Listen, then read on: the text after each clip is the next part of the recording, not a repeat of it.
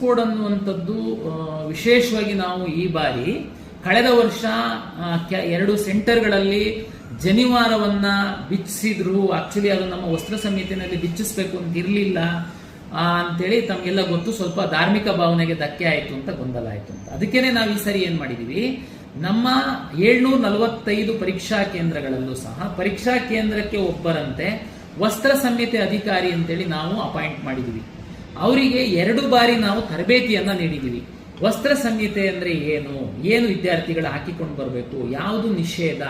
ಹಾಗಾಗಿ ಈ ಸರಿ ಅದು ಯಾವುದೇ ರೀತಿ ಗೊಂದಲ ಆಗಲ್ಲ.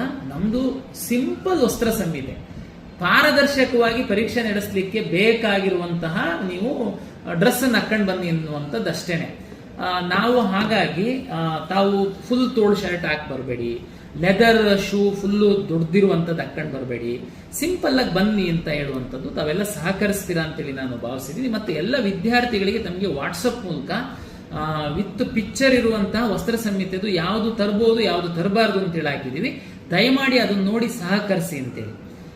ಧಾರ್ಮಿಕವಾಗಿ ನಾವು ಕೆಲವೊಂದು ಡ್ರೆಸ್ಸನ್ನ ಹಾಕೊಂಡು ಬರಲೇಬೇಕು ಅಂತನ್ನುವಂಥದ್ದು ಅನಿವಾರ್ಯತೆ ಇದೆ ಅಂತನ್ನುವಂಥವರಿಗೆ ಸಹ ನಾನು ನನ್ನ ವಿಡಿಯೋ ಮೂಲಕ ಮತ್ತೆ ನಮ್ಮ ಲಿಖಿತವಾಗಿ ವಿನಂತಿ ಮಾಡಿದ್ದೀವಿ. 2 hours ಮೊದಲು ತಾವು ಸಂಸ್ಥೆಗೆ ರಿಪೋರ್ಟ್ ಮಾಡ್ಕೊಂಡ್ರೆ ಈ ವಸ್ತ್ರ ಸಂಹಿತೆ ಅಧಿಕಾರಿ ತಮ್ಮನ್ನ ಪ್ರತ್ಯೇಕ ಒಂದು ಕೊಠಡಿಯಲ್ಲಿ ಕೂರಿಸಿ ತಮ್ಮ ಇಂದನೇ ಸಂಪೂರ್ಣವಾಗಿ ತಪಾಸಣೆ ಮಾಡಿ ನಂತರ ತಮ್ಮ ಪರೀಕ್ಷಾ ಕೇಂದ್ರದೊಳಗಡೆ ಬಿಡ್ತಾರೆ. ನೀವು ಲಾಸ್ಟ್ ಮೂಮೆಂಟ್ ಅಲ್ಲಿ ಏನಾದ್ರೂ ಬಂದು ಸುಮ್ಮನೆ ಹಠ ಮಾಡೋದು ಗಲಾಟೆ ಮಾಡೋದು ದಯಮಾಡಿ ಮಾಡಬೇಡಿ.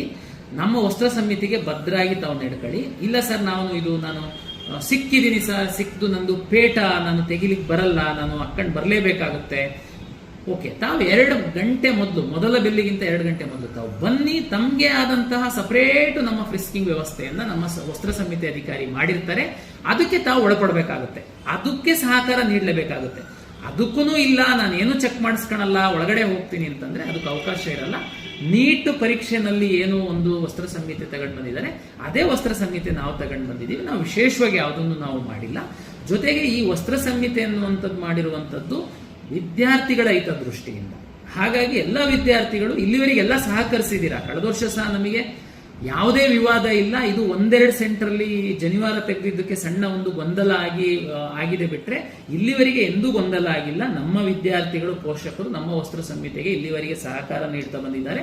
ನಾಳೆ ನಾಡಿದ್ದು ಸಹ ಸಹಕರಿಸಿ ಪರೀಕ್ಷೆಯನ್ನು ಯಶಸ್ವಿಯಾಗಿ ಮಾಡಿಕೊಡ್ತೀರಾ ಅಂತ ನನ್ನ ಭಾವನೆ.